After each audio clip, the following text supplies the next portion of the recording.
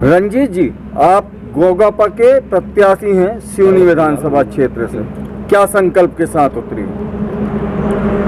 जिस तरह से क्षेत्र के साथ सौतेला व्यवहार हो रहा है, उस क्षेत्र को बहाल कराने के लिए सौतेले और सामंतवादी विचारधारा, जो सामंतवादी ताकतें हैं, जिस तरह से हमारे क्षेत्र को अपने शिकंजे में ले रही है, उन सामंतवादी ताकतों से क्षेत्र को मुक्त कराने का संकल्प है।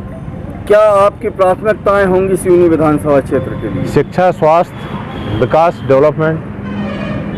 आपको तीसरी शक्ति के रूप में सिवनी में देखा जाता है और भाजपा के प्रत्याशी ने तो यह तक ऐलान कर दिया कि गोंडवाना से हमारा मुकाबला है। कैसे देखते हैं इस उपलब्धि को? गोंडवाना गणतंत्र पार्टी के प्रतिनिधि के रूप से मैं गोंडवाना गणतंत्र पार्टी के जाबाज कार्यकर्ताओं के सहयोग से और उनके मेहनत से, जिस तरह से निर्बाध रूप से वो मेहनत कर रहे हैं, उनकी मेहनत रंग लाएगी और मैं उनके मेहनत के बलबूते मैं असेंबली पहुंचूंगा।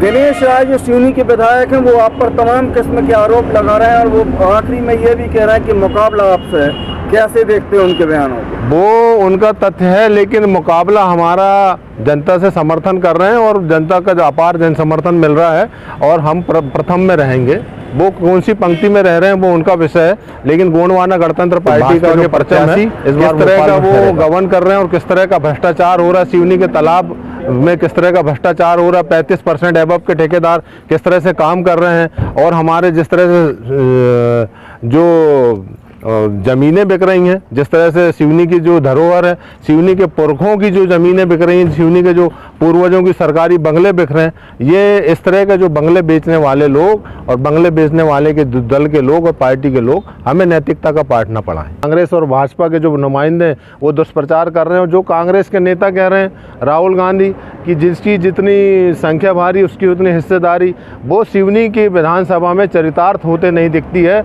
यहाँ पे अनुसूचित जाति का बाहुल्य है, अनुसूचित जनजाति का बाहुल्य है, अल्पसंख्यक समाज का बाहुल्य है, कुर्मी समाज का बाहुल्य है, बागरी समाज का बाहुल्य है, ब्राह्मण समाज का बाहुल्य है। इन सबको दरकिनार करते हुए जिस तरह का उन्होंने, जिनकी संख्या कम है, जो कारोबारी हैं वर्ग, सिवनी में बहुत से पहले उनके नगर पालिका अध्यक्ष रहे, उस परिवार से और जनता के साथ जो ठगा है, जो जनता को ठगने का काम कांग्रेस कर रही है।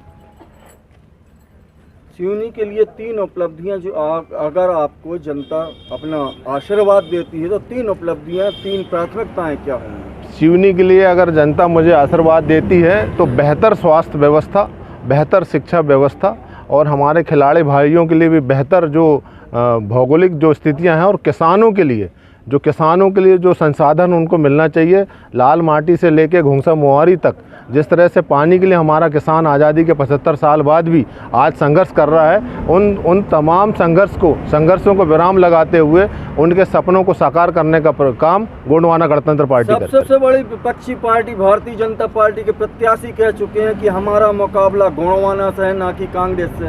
आप अपना मुकाबला कांग्रेस या भाजपा किससे मानते हो? हमारा मुकाबला सामंतवादी विचारधारा से है और जो सामंतवादी ताकतें दोनों दलों में हैं, उन ताकतों को शिकस्त देते हुए गोंडवाना गणतंत्र पार्टी अपना परचम फहराएगी।